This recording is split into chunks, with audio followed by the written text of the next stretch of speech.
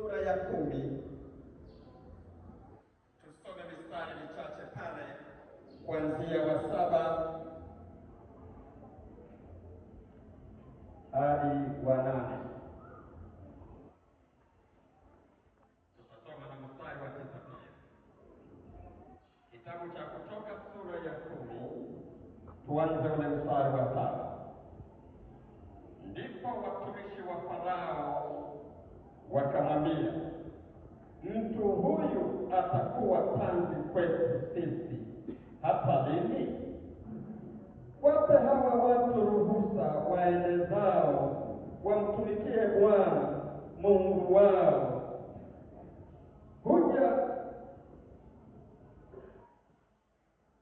Hujatambua bado ya kuwa Misri imekwisha haribika?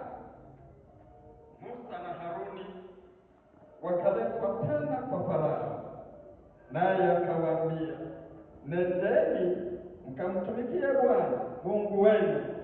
Lakini ni kina nani watakao kwenda? Musa akamjibu, tutakwenda na vijana wetu na wazee wetu na wana wetu na binti zetu, tutakwenda na kondoo zetu na ng'ombe zetu, kwa kuwa inatupasa kumfanyia Bwana sikukuu. Amen. Hapa tunawaona ndugu zetu wana wa Israeli wakati wako utumwani Misri. Hawa ni kanisa la Bwana la Agano la Kale, kanisa ambalo liliishi utumwani, lilitumikishwa utumwani, lilipetwa utumwani. Mungu akakumbuka agano lake aliloagana na Ibrahimu baba yao. Alipolikumbuka agano lake, akamtokea Musa katika kijiti kilichowaka bila kuteketea, na Mungu akajitambulisha kwa Musa kutoka katika ule moto, akasema, mimi ni Mungu wa baba yako Ibrahimu, Mungu wa Isaka na Mungu wa Israeli. Mungu akamwambia Musa, nimekiona kilio cha watu wangu na mambo wanayotendwa na Wamisri, nami nimeshuka ili kuwaokoa. Nipate kukutuma wewe sasa ukawatoe, uende kwa Farao, ukawatoe ili waende katika nchi niliyomwapia Ibrahimu, Isaka na Yakobo. Haleluya, haleluya. Habari hii inafahamika kwa Wakristo, inajulikana, ni historia ya kanisa la kwanza, kanisa la Agano la Kale, jinsi Bwana alivyotoa utumwani na kuwapeleka katika nchi ambayo Mungu alikuwa amemwapia Ibrahimu, Isaka na Yakobo ya kwamba atawapa. Amempa Ibrahimu yeye na uzao wake. Tunaelewa jinsi Musa alivyofika kwa Farao na jinsi Mungu alivyoanza kujitukuza kwa Farao, akimpiga kwa mapigo 10, lakini moyo wa Farao ulikuwa mgumu mpaka alipopigwa kiboko cha mwisho.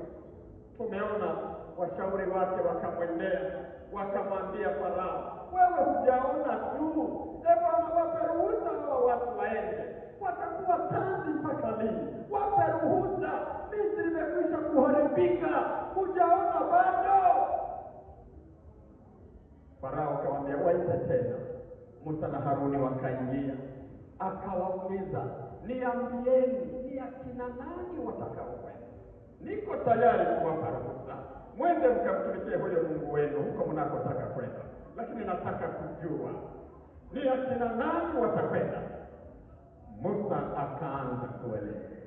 Amen. Amen. Akaanza kumwambia bila kumficha, anasema, tutakwenda sisi watu wazima, tutakwenda na vijana wetu, tutakwenda na binti zetu, tutakwenda tulicho nacho, hata upate hatutakuachia. Amen.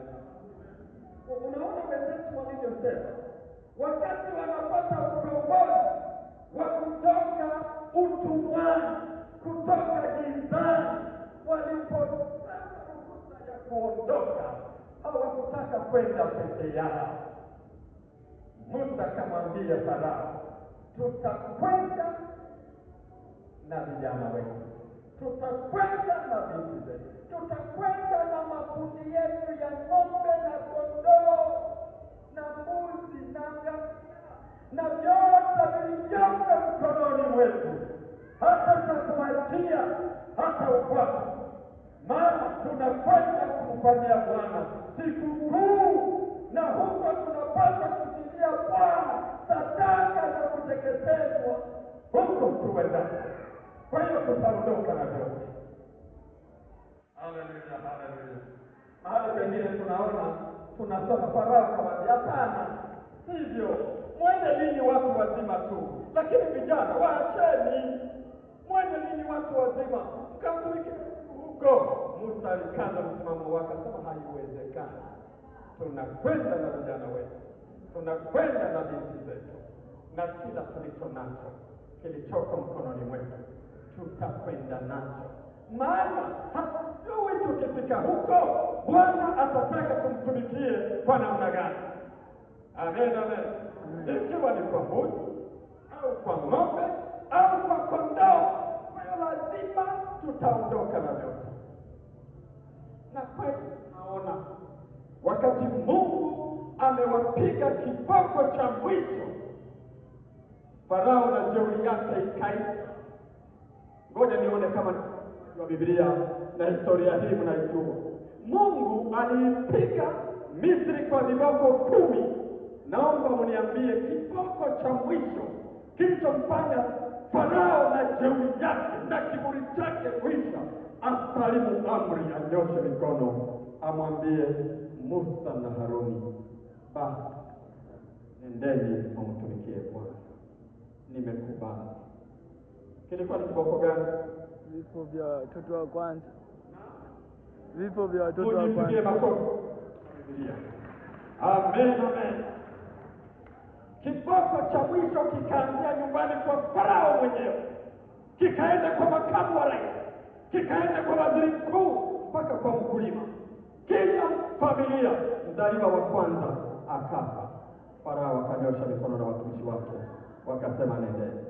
Kwa hiyo ndugu zangu, tunaliona kanisa la kwanza wakati limekombolewa kutoka utumwani, walipokuwa wakiondoka na kuiendea nchi ya ahadi, nchi ambayo Mungu alimpa Ibrahimu na uzao wake.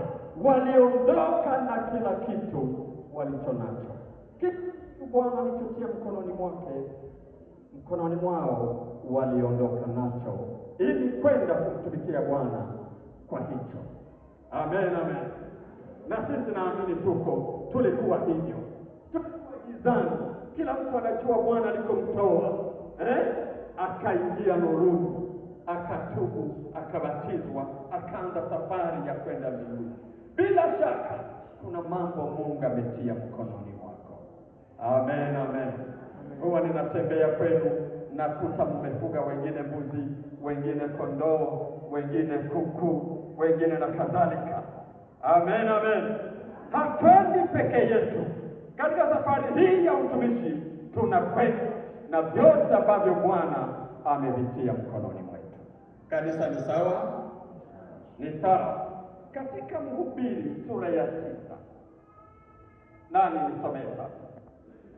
Nisomee sura ya 6 Mhubiri. Pata maiki Isaya. Hii hapa. Mhubiri sura ya 6, tusome na mstari wa 10. Twende haraka.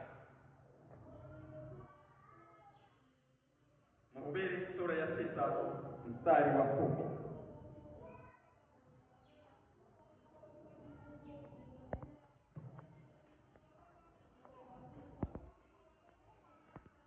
Twende Mhubiri sura ya 6 mstari wa 10.